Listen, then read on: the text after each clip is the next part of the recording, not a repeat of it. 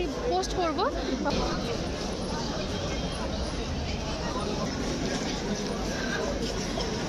আজকের ভিডিওটা আমি এখান থেকে শুরু করছি। আমি এখন আছি নিউ জলপাইগুড়ি রেল স্টেশনে। আমি হাওড়া থেকে কিভাবে এখানে এলাম সেটার জন্য তোমাদেরকে একবার আমার চ্যানেলে গিয়ে এর আগের ভিডিওটা অবশ্যই দেখে আসতে হবে। আসলে আমরা এসেছিলাম বন্দে ভারত এক্সপ্রেসে, তো সেই ট্রেনের কীরকম কী হয়েছে না হয়েছে, কি সুবিধা অসুবিধা হয়েছে সেটাকে ভাবলাম তোমাদের সাথে শেয়ার করি। তো সেই জন্য সেটা একটা আলাদা ভিডিও দিয়েছি, আর এটা হচ্ছে তার পরের পার্টটা। তো আগের ভিডিওটা দেখলে তোমরা বুঝতে পারবে। তো আগে তোমরা বলো তোমরা সবাই কেমন আছো? আশা করি সবাই খুব ভালো আছো। আমরাও সবাই খুব ভালো আছি। তো প্রথম থেকে শেষ পর্যন্ত ভিডিওটা দেখতে থাকো, স্কিপ না করে দেখবে, তাহলে পুরো ভিডিওটা বুঝতে পারবে। আর যদি তোমাদের আসার কোনো প্ল্যান থাকে, আশা করি আমার এই ভিডিওটা দেখলে তোমরা যে ইনফরমেশান পাবে সেখান থেকে তোমাদের হয়তো হেল্প হবে। তো চলো ভিডিওটা স্টার্ট করছি। দেখো যে আমরা নিউ জলপাইগুড়ি স্টেশনে নেমে গেছি, আর আমাদের সাথে তো তোমাদেরকে আগেই বলেছি যে আমার হাজব্যান্ড ছিল, আর ওর কলিগ ছিল, আর ওনার ওয়াইফ ছিল। তো আমরা 4 জনে যাচ্ছি এখন। আমাদের আগের থেকে কোনো কিছু বুক করে আসা হয়নি, অন্য এর আগে যখন গিয়েছিলাম আগের থেকে হোটেল বুক করে গিয়েছিলাম, কিন্তু এবারে সেরকম কিছু হয়নি। তো আমরা ভেবেইছিলাম যে আগে ওখানে যাই, গিয়ে পৌঁছাই, তারপর দেখে বুক করব। তো সেরকমভাবে আস্তে আস্তে স্টেশন থেকে একজনের সাথে দেখা হয়েছিল। উনি এই ট্রাভেলসের কাজ করেন আর কি, এখানে আমাদেরকে নিয়ে এসেছিল। এবার আমরা ভেবেছিলাম হয়তো ফার্স্ট আমরা যেহেতু গ্যাংটক যাব, গ্যাংটক পর্যন্ত হয়তো আমাদেরকে গাড়ি সার্ভিস দেবে, এই জন্য নিয়ে যাচ্ছে। তো এখানে এসে জানতে পারলাম যে এখান থেকে ওনারা একদম সমস্ত কিছু প্যাকেজ বানাবেন, প্যাকেজ করে দেবেন আমাদেরকে। আমরা যে কদিন ওখানে থাকবো ওনাদেরকে বললাম, সমস্ত জায়গার হোটেল ওনারাই প্রোভাইড করবেন, গাড়ি ওনারাই দেবেন, সমস্ত কিছু দায়িত্ব সবটা ওনাদের। আমাদের গ্যাংটক, পেলিং আর দার্জিলিংয়ে স্টে করার কথা হয়েছিল, প্ল্যান সেরকমই। আর যেরকম আমাদের অ্যামাউন্ট বলেছিলেন তার মধ্যে থেকে যে প্যাকেজটা হয় আর কি, যেই সাইট সিনগুলো আমাদেরকে করাতেন, তো বলে দিয়েছিলেন সব কিছু, আর ওনারা পার্ট করে দিয়েছিলেন, সেইভাবে টাকাটা ওই 5-6 দিন ধরে দিতে হয়েছিল। তো যাই হোক, সেটা তোমরা যেরকম প্যাকেজ চাইছো, যত দিনের প্যাকেজ চাইছো, ওনাদের সাথে কথা বললে ওনারা সব কিছু ঠিকঠাক করে দেবেন। তো যাই হোক, এটাতে আমাদের অনেকটা নিশ্চিন্ত লেগেছিলো, কারণ যেহেতু আমরা এসেছি এখানে সবসময় কি গাড়ি করতে হবে আলাদা করে। এবার পরে আমাদের মনে হয়েছিল যে আমরা যদি আলাদা করে গাড়ি করি বা কিছু, হয়তো তাতে করে খরচাটা একটু বেশি হবে। আর এই প্যাকেজ সিস্টেমের মধ্যে থাকলে আমাদের অনেকটা হেডেকটাও কম ছিল, আর টাকাটাও অনেকটা মনে হলো কম হয়েছে আর কি। এবার হয়তো বুঝতে পারছি না, কারণ আমার মনে হলো যেন অনেকটা কম হয়েছে, আমরা নিজেরা করলে হয়তো একটু বেশি টাকাটা লাগতো। তো যাই হোক, আমরা এই প্যাকেজের মধ্যে অনেকটা নিশ্চিন্ত ছিলাম, সেফ ছিলাম, জার্নিটাও খুব ভালো হয়েছে, সমস্ত পুরো ট্যুরটা খুব কোনো অসুবিধা কিছু হয়। আসলে কি বলতো, ঘুরতে বেড়াতে গিয়ে যদি চিন্তার মধ্যে থাকতে হয়, কালকে কোথায় ঘুরতে যাব, কোথায় সাইট সিন করবো, ওয়েদার কীরকম থাকবে, আর সিকিম গ্যাংটকের দিকে কি বিভিন্ন জায়গাতে পাসের ব্যাপার থাকে, তারপরে কোথায় কি রাস্তা বন্ধ আছে খোলা আছে, এই সবগুলো তো আমাদের এতটা আইডিয়া নেই। তো সেই জন্য এরকম প্যাকেজ সিস্টেমে গেলে খুব ভালো হয়, আমাদের এত চিন্তা থাকে না, যেহেতু ওনারা লোকাল, তো সেই জন্য ওনাদের ওপর ছেড়ে দেওয়াটাই ভালো আর কি। তো ঘুরতে বেড়াতে গেছি, একটু নিজেদের মতন থাকবো, চিন্তা করবো, এটা তো ভালো লাগে না। তো এই জন্য আমাদের খুব সুবিধা মনে হয়েছিল এটা করে আর কি। তো তোমরা চাইলে, তোমরা যদি এর আগে কখনো গিয়ে থাকো বা জানো সব কিছু, তাহলে তোমরা একারাই যেতে পারো, কোনো অসুবিধা নেই তাতে। কিন্তু এইরকমটাও তোমরা করতে পারো, প্যাকেজ সিস্টেমটা করে নিলে আমার মনে হয় ভালোই হবে। তো যাই হোক, দেখো আমরা কথা বলতে বলতে পাহাড়ের অনেকটাই ওপরে উঠে এসেছি। এই যে দেখো, তিস্তা বয়ে চলেছে। আমি দেখলাম যতক্ষণ আমরা পাহাড়ের ওপরে উঠলাম ততক্ষণ তিস্তা কিন্তু আমাদের সঙ্গ ছাড়েনি, সারাক্ষণ তিস্তা আমাদেরকে সঙ্গ দিয়েছে।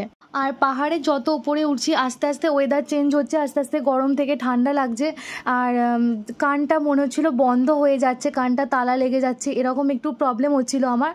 আর একটু ভমিটিং ভাব ছিল, একটু মাথা যন্ত্রণা করছিল। তো এরকম একটু আধটু হয়ে থাকে পাহাড়ে, যেহেতু নিচে ছিলাম আমরা, নিচ থেকে ওপরে যাচ্ছি, এই প্রবলেমগুলো একটু আধটু হতেই থাকে। তো এটাতে ভয় পাওয়ার কিছু নেই, যারা প্রথমবার পাহাড়ে যাবে এটা ন্যাচারাল ব্যাপার, কোনো অসুবিধার কিছু নেই। বন্দে ভারত থেকে নামার পর ওখানে ট্রাভেল এজেন্সির সাথে কথা বলে তারপর গাড়িতে উঠেছিলাম। তো 4.5-5 ঘন্টার টাইম লেগেছিল পুরো প্রপার গ্যাংটক পৌঁছাতে, আমাদের হোটেলে আর কি। তো তার মধ্যে এখন বিকেল হয়ে গেছে, অনেকটাই রোদ পড়ে গেছে, বেশ ভালো লাগছিল। আর এই যে দেখো তিস্তাকে একটু দেখলাম কি জলটা একটু কম আছে, যেহেতু গরমকাল পড়ে গেছে, একটু চড়া হয়ে গেছে। তো দেখো, কথা বলতে বলতে সন্ধে হয়ে গেছে, আমরা এসে গেছি। আর এই যে এটা ছিল আমাদের হোটেল, তো ফার্স্ট আমরা এত সিঁড়ি দেখে ভীষণ ভয় পেয়ে গেছি যে এত সিঁড়ি ভেঙে উপরে উঠতে হবে, তো কি হবে জানি না। আর কিন্তু হোটেলটা খুব সুন্দর ছিল, একদম দেখো রাস্তার উপরেই, এখান দিয়ে গাড়ি যাচ্ছে আর তারপরে ওখান থেকে সিঁড়ি একদম উপর। এখানে হচ্ছে আমাদের রিসেপশনে ওরা কথা বলছিল। আর যেহেতু আমাদের নাথুলা যাওয়ার ব্যাপার ছিল, তো সেখানে নাথুলাতে যেতে গেলে পাস করাতে হয় আগের থেকে, সেই জন্য অবশ্যই ভোটার কার্ড, পাসপোর্ট সাইজের ছবি, আধার কার্ড এগুলো কিন্তু লাগে। তো আমরা তো নিয়ে এসেছিলাম সেগুলোকে, ওখানে ওরা স্ক্যান করছিল আর আমি একটু ঘুরে ঘুরে দেখছিলাম, তোমাদের সাথে জানি শেয়ার করতে তো হবেই আমাকে, তো সেই জন্য তোমাদেরকে একটু দেখাচ্ছিলাম। এই যে এটা হোটেলের রিসেপশনটা ছিল, দেখো একদম রাস্তার উপরেই, তোমাদেরকে আমি এটাই দেখাতে যাচ্ছিলাম যে একদম রাস্তার উপরেই হোটেলটা। তারপর আমাদের রুম দিয়েছিল, কিন্তু রুমটা নিচে ছিল না অ্যাভেলেবেল, 4 তলায় দিয়েছিল, তো সেখানেই পায়ে মানে উঠতে আর কি পায়ের অবস্থা খারাপ হয়ে গেছে। তো যাই হোক দেখো এটা আমাদের রুম, এটা হচ্ছে বাথরুম, তার মধ্যে সবটা দেখাতে পারিনি, ওপরে গিজার ছিল ওটা দেখানো হয়নি, তখন আমি কি খেয়াল করতে পারিনি, পরে দেখছি যে ভিডিওটা এরকম ইনকমপ্লিট হয়ে আছে। তো দেখো সব কিছু ভালো, বেশ বেডরুমটা বেশ বড়ই ছিল, মানে অনেকটা বড়। এখানে একটা আলমারি ছিল ছোট, মানে একটু জামা কাপড় রাখার জন্য, আর ওর মধ্যে ব্ল্যাঙ্কেট ছিল। এটা হচ্ছে বেডটা, 3 জন আরামসে শুয়ে যাবে, কোনো অসুবিধা হবে না। আর এখানে হচ্ছে ওই চায়ের যেরকম সেট থাকে, গ্লাস মগ এসব থাকে।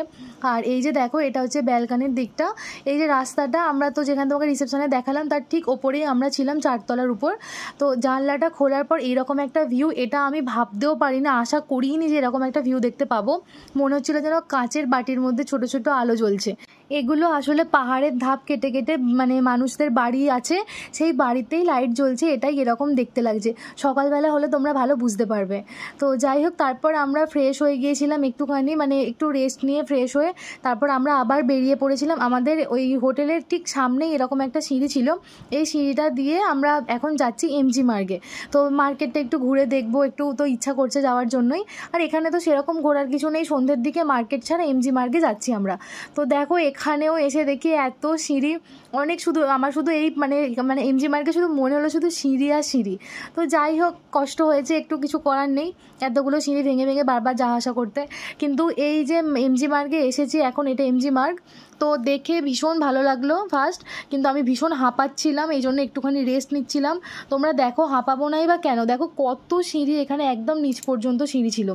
তারপরে আমরা একটু এমজি মার্গে ঘুরছিলাম, আমি একটু ভিডিও করছিলাম, আর কিছু ছবি তো অবশ্যই তুলতে হবে, এসবই করছিলাম। ফার্স্ট যখন আমি এখানটায় এলাম মানে দেখলাম, পুরো দেখে মনে হচ্ছে যে এটা আমাদের মানে ইন্ডিয়ার মধ্যেই না, দেখে মনে হচ্ছে কোন বিদেশে এসে গেছি মনে হয়। মানে আমরা টিভিতে যেরকম দেখি বা অন্য জায়গায় যেরকম দেখি যে মানে ম্যালগুলো অন্যরকম টাইপের দেখতে হয়, এটাও ঠিক সেরকম দেখতে লাগছিলো। মানে একটা ভীষণ সুন্দর জায়গাটা, এত পরিষ্কার, এত পরিচ্ছন্ন, সমস্ত কিছুটা ভীষণ ভালো লেগেছে।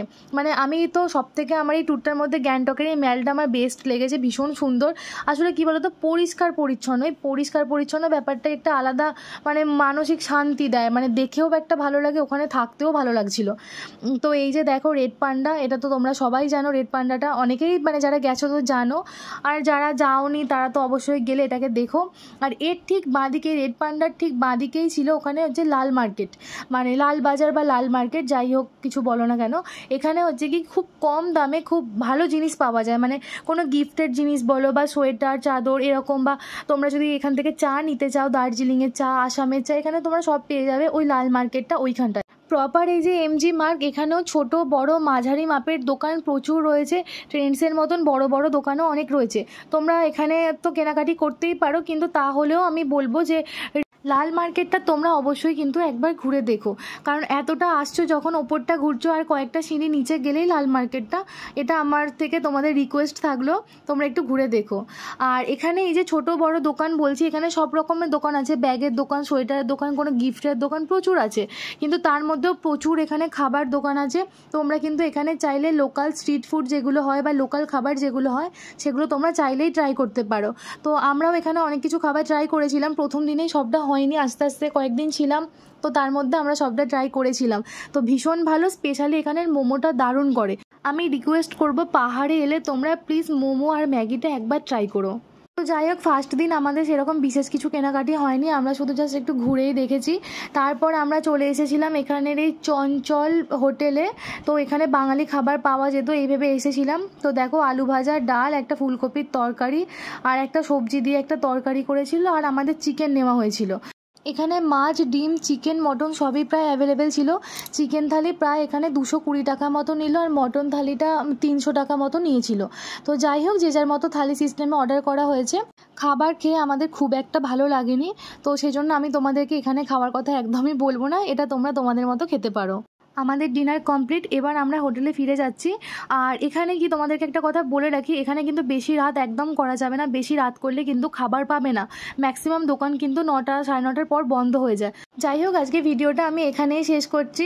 পরের ভিডিওতে আবার তোমাদের সাথে দেখা হবে। আর পুরো ভিডিওটা দেখার জন্য তোমাদেরকে অনেক অনেক ধন্যবাদ। ভিডিওটা ভালো লেগে থাকলে একটা লাইক করে দিও, আর কমেন্টে জানিও কেমন লাগলো, আর সাবস্ক্রাইব করা না থাকলে সাবস্ক্রাইব করে দিও।